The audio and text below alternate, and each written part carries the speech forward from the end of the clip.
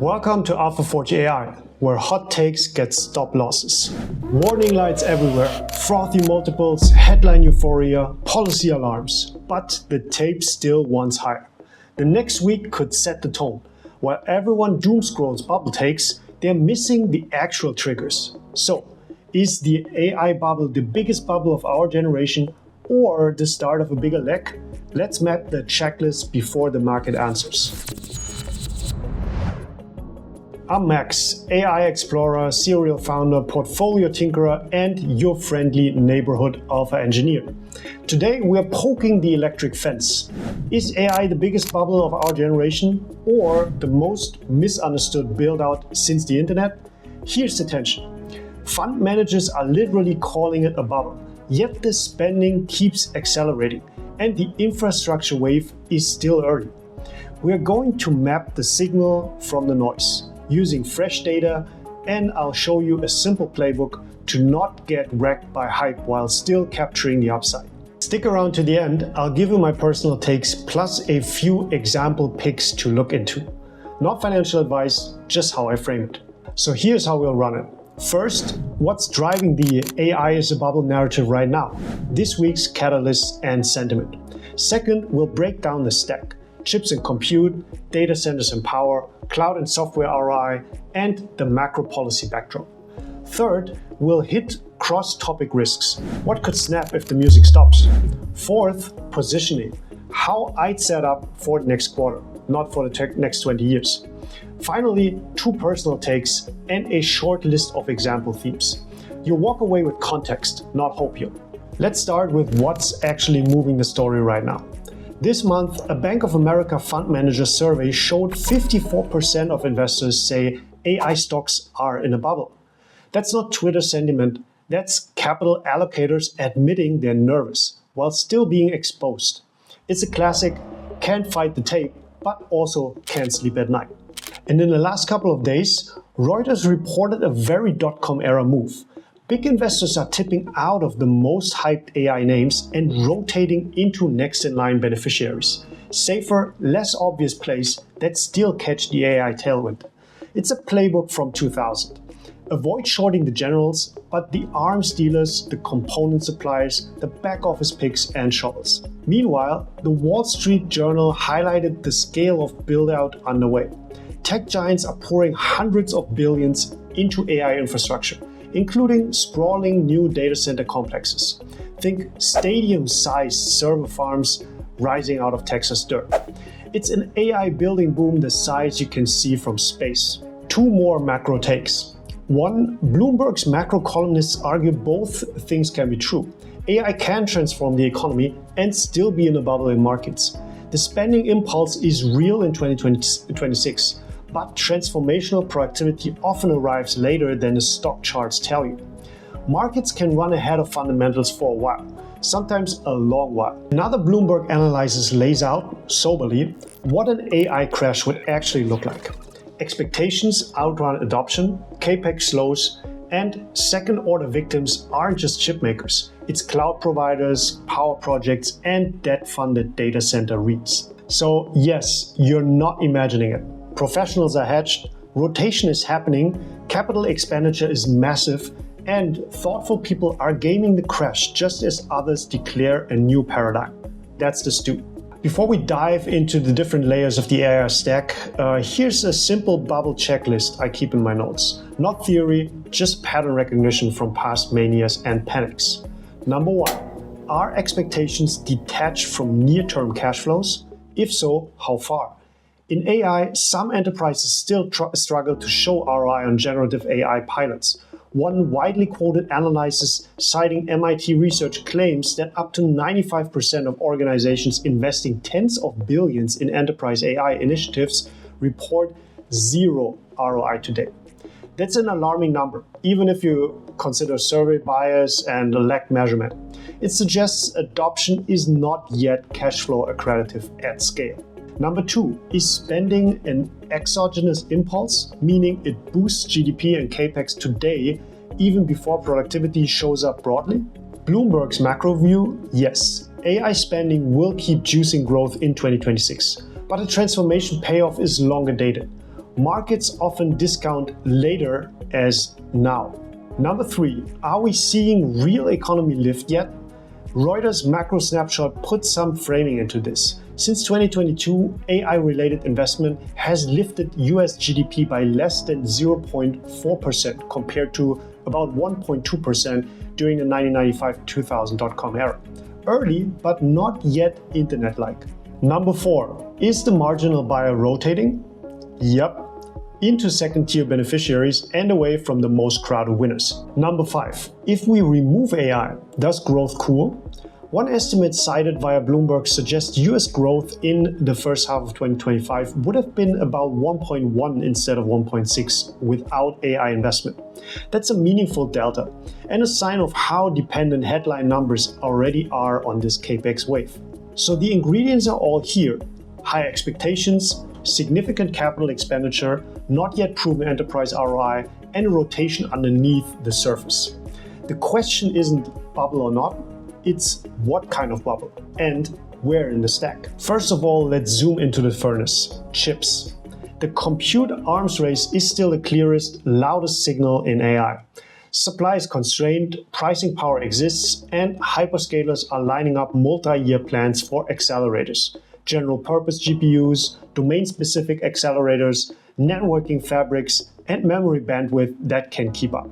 If you tried to get allocation on bleeding-edge accelerators, you know the story. Reservations, preferred relationships, and I know a guy who knows a guy. What matters for bubbles is when supply finally catches up and prices cool. In past cycles, heavy spending fixed the shortage and then overshot into too much inventory. Right now, big clouds and model labs still need more performance for every watt of power they can get. And the Wall Street Journal reporting on mega data centers tells you the demand is not theoretical. This is steel and concrete, not just slide decks. Here are 2 early warning indicators I watch. Number 1, lead times compressing faster than expected. So if procurement teams suddenly report easy access to top bin accelerators, that can be a canary for normalizing demand. Second, ASPs. Average selling prices are getting negotiated down by big buyers on newer nodes earlier than expected, which could indicate oversupply or cooling demand. Neither of those means game over. It just changes the slope of the curve. Remember, markets can price a decade of perfection. The economy doesn't necessarily deliver it on schedule. Let's get to the second layer in the AI stack: data centers and power, the bottleneck nobody can fake.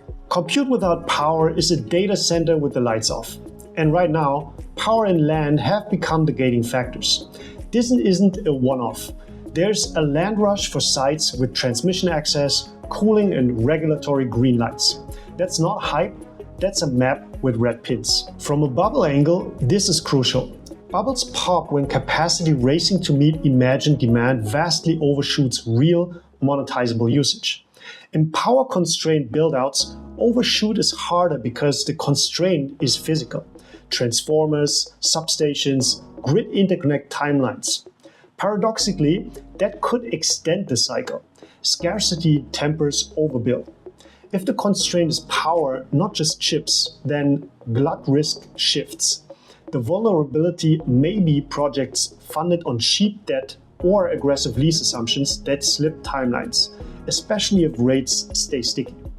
Bloomberg's AI crash scenario explicitly flags these second-order victims beyond chips: data center operators and power projects tied to AI narratives. If you're thinking in probabilities, the power constraint is both a moat and a risk.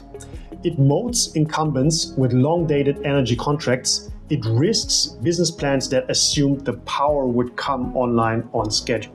Layer 3 of the AI stack are cloud platforms and the ROI gap. So let's talk software and services, aka, do enterprises actually get paid for this? The MIT-cited figure floating around that a big majority of organizations investing billions report zero ROI hits here. Even if that number is noisy, the pattern is familiar. Early pilots show productivity sparks but struggle to scale across compliance, security, integration, and change management. This is where the transform the economy and still be a bubble logic makes sense. In 2026, AI spending remains a growth impulse. That doesn't mean every dollar finds a customer willing to pay a premium for AI over legacy workflows today. Markets discount future productivity. CFOs sign checks for this quarter's savings. That mismatch is where projects die or stall. So what does stall look in the data? Reuters macro snapshot again gives a scale. If AI has added less than 0.4% to GDP since 2022, this signal isn't big enough to overwhelm the noise yet. By contrast, the late 90s internet diffusion pumped closer to 1.2%, a tight obvious even then. It took years and a lot of bankruptcies to convert that capex into durable productivity. So the platform layer, clouds selling AI services, model APIs, vector databases, orchestration will likely bifurcate. Some lines of business prove they reduce unit costs, unlock new revenue, or shrink churn. Others look like science fair demos during budget season. Layer 4 are markets and positioning, the rotation under the hood. If fund managers are calling bubble while staying long, how do they survive? They rotate, hedge, and re-rate. It's straight from the manual. They're moving from the poster children into adjacent beneficiaries, component suppliers, boring industrials that sell to data center builders, and software names with real enterprise contracts. But less meme exposure. That's not bearish, it's survival. Remember when Apple peaked in 2012, post iPhone 4S euphoria? The smartphone supply chain kept printing for years. If you didn't want to short the king, you bought the crown makers. Same idea. This also lines up with the crash scenario I mentioned earlier. If the music slows, beta gets punished first. Rotated capital in picks and shovels can bleed less and recover early. Layer 5, the narratives colliding. Growth impulse versus GDP reality. Two facts to sit with. Without AI investment, US growth in the first half of 2025 might have been 1.1 instead of 1.6%, per a Bloomberg-cited estimate. That's a real macro nudge from AI capex. But zoom out, since 2022, the total lift to GDP is still under 0.4%, trailing the dot-com era's 1.2% lift at a similar stage. The revolution isn't yet in the macro aggregates. Those facts can both be true. Capex waves hit GDP now. Productivity diffuses later. Markets then do what markets do. Overfit the future, misprice timelines, and redistribute money from the impatient to the solvent. Let's talk policy and rates. The sign on hand on the dial. Markets don't announce peaks, but rates and regulation can slow things fast. Higher financing costs or stricter rules hit the most hyped names first. That's just duration math. The nuance in AI is that some parts of the stack are more bond-like, data center REITs with heavy leverage, for example, and some are more growth equity, for example, bleeding-edge chip designers with high margins and rapid cycles. In any macro wobble, knowing which part of the stack you're exposed to is 80% of the risk management game. Here's a practical framework: first order versus second order versus third order. So when I map AI exposure, I use three buckets. First order, direct beneficiaries of model training and inference demand, accelerators, high bandwidth memory, networking, hyperscaler capex lines. These names move first on upside and on downside. For example, NVIDIA, AMD, and Broadcom and others. Second order are data center constructors, power infrastructure, cooling, optical interconnects, and cloud service layers monetizing AI features within existing enterprise contracts. Slower beta, steadier cash flow. These are the dot-com playbook rotations we're seeing. For example, VRT in power and cooling, or CARR in cooling. Examples among others would be VRT or JCI. The third order are application layer businesses that become meaningfully more profitable because AI reduces their cost to serve, increases conversion, or unlocks new SKUs.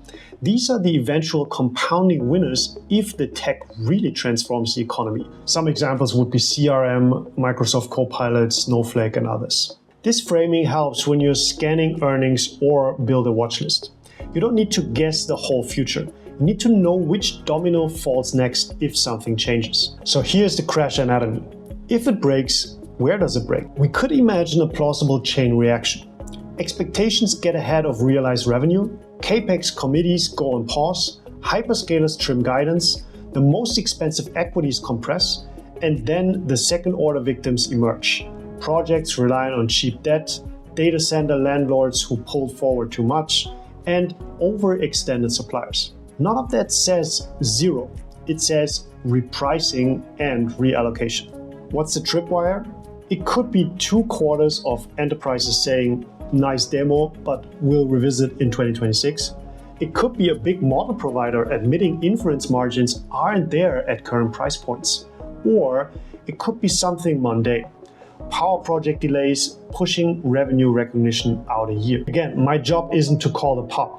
It's to map where the shock travels next. This time it's different. People love that phrase. Well, here's the truth as I see it. This time, the physical constraint on power and land is real. You can't spin up 10 gigawatts with a press release. The build cycles for substations and high voltage interconnects create friction that slows overbuild. That's good. Also different, hyperscalers are better capitalized than .com ISPs. Their ability to absorb cycles and redistribute spend into winning services is stronger.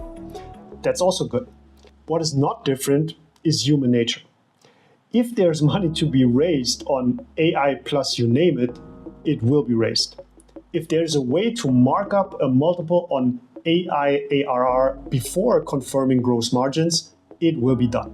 If fund managers admit bubble while rotating but staying long, the exit door remains narrow when someone yells fire.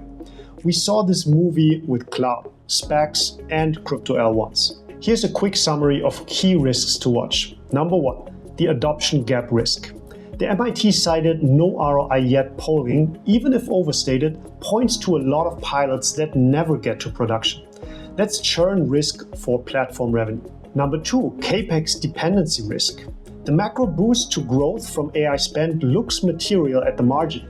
Take that away and suddenly the broader economy can feel slower than headlines imply. Number 3, the reflexivity risk.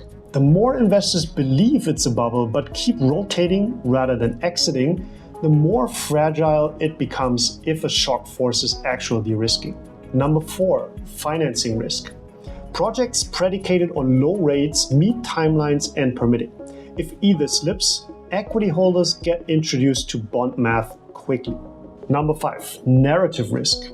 The transform and bubble duality can flip the story fast. Same facts, different multiple. So here's how I frame it for the near term. If I think the bubble call is loud but the build out is still early, we want exposure where cash flows are more visible and where rotation flows. That's second order picks and shovels tied to data center build, power, and enterprise tooling embedded in existing contracts. We want to underwrite parts of the first order stack where supply remains constrained and margins are still fat, while being aware those are the first to get tagged if sentiment wobbles. That means position sizing matters more than conviction does. Then we want a watch list of third order apps that demonstrate real unit economics improved by AI, not just vanity metrics. In a drawdown, I'd add to the names with real backlogs and cash flow. The long-term story survives. We can build a simple AI cycle dashboard. Start with hyperscaler capex guides next quarter versus prior. Then you have enterprise AI line items in earnings calls, number of live deployments versus pilots, for example. Then track lead times for the top accelerators. Collect what buyers are actually hearing on deliveries. And power project delays on interconnect approvals in key markets. And of course, we will use AI to monitor all of it. That's the AlphaForge loop. Turn AI from story to signals. Here's the punchline. AI can be a bubble in markets and a breakthrough in the economy at the same time. Those are just different clocks. As investors, our job isn't to guess the exact second the hype deflates. It's to own the right part of the stack for the current chapter and have a pre-mortem for when the chapter changes. If you feel overwhelmed, good. That means you're paying attention. Now, Let's land the plane with my personal take. So here's what I think. Everyone's hunting the pop. I'm hunting the plateau. The crowded trade isn't AI goes up. It's AI must crash like dot-coms. The data says the macro is already leaning on AI capex. Strip it out and growth softens. Politicians like growth. Hyperscalers like growth. That means the system has incentive to keep the funding flowing and the grid upgrades moving. So yes, it's a bubble, and bubbles can drift sideways and up for longer than your puts can survive. The path of maximum pain is a series of mini panics and rotations, while the concrete keeps getting poor, with real backlog and boring cash flows. I'm tilting into second-order beneficiaries with real backlog and boring cash flows, and I'm renting exposure to first-order names with tight risk controls. The actual burst that wrecks everything? It's probably not 2025's problem. Here are some example themes and tickers to research. Number 1, power and cooling vendors with contracted backlog tied to data center expansions in energized regions. Check out Vertiv, for example, Johnson Controls, Carrier, or Equinix. Number 2, enterprise software with embedded AI features monetized inside existing seat-based contracts. Here you can look at Microsoft, for example, Salesforce, ServiceNow, Adobe, Intuit, CrowdStrike, or Zscaler. Third, optical interconnect and networking suppliers benefiting from bandwidth upgrades between accelerator clusters. Here you can look especially at Broadcom, Arista Networks, Ciena, Infinera, Applied Optoelectronics, Marvell, or Corning. Fourth are grid-adjacent plays with regulated returns tied to transmission upgrades serving data center corridors. You can look especially at Duke Energy, NextEra Energy, Eaton, or GE Vernova.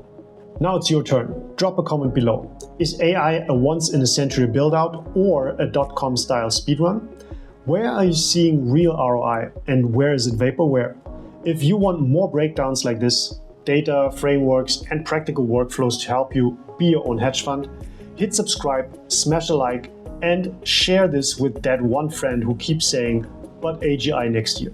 Of course, this video is for education and entertainment only, and it's not financial, legal, or tax advice. I'm not a financial advisor. Do your own research, manage your risk, and don't invest money you can't afford to lose. Remember, the market's the forge, your research is the hammer. See you in the forge.